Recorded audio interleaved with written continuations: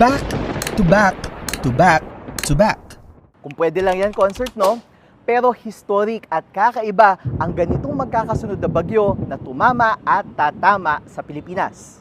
Sabi ng Japan Meteorological Agency, first time kasi mangyari mula nang magtala sila ng mga bagyo noong 1951 na may 4 na magkakasabay na tropical cyclone sa Pacific Ocean ng buwan ng Nobyembre. 2017, huling may ganitong pagkakataon sa kahit anong buwan. Tinawag naman ito ng US Space Agency na NASA na unusual, lalo't madalas 3 lang ang nabubuong bagyo tuwing Nobyembre. Mula Christine hanggang Pipito, binayo ang bansa ng 6 na bagyo sa loob lang ng halos 1 buwan.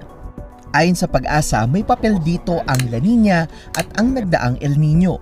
Ang epekto ng El Nino sa atin is reduction ng bagyo. Ang bagyo kasi parang hinga yan parang hininga ng earth system yan I-compensate niya yon towards the end of the year na inaasahan naman natin na may La Nina na which is dadami naman yung bilang ng bagyo. Kasi nga during the early stage ng taon, walang bagyo. Lumalala rin ang mga bagyo.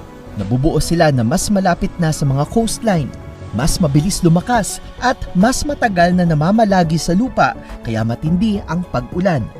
Ang nakikita pa ring dahilan ng mga scientists sa likod nito ang pagbabago ng klima sa ating mundo. Hindi na bagong kwento na nagkakabagyo sa Pilipinas tuwing magpapasko. Nasa 20 bagyo nga ang nabubuo o pumapasok sa Philippine Air Responsibility taon-taon. Yun nga lang, mabigat ang epekto ng lumalalang klima lalo sa mga lugar na sunod-sunod na tinamaan ng bagyo. Tama na! Tama na! Tama na! Bukod sa walang pahinga para sa mga residente, nasasaid din ang pagtugon sa kalamidad.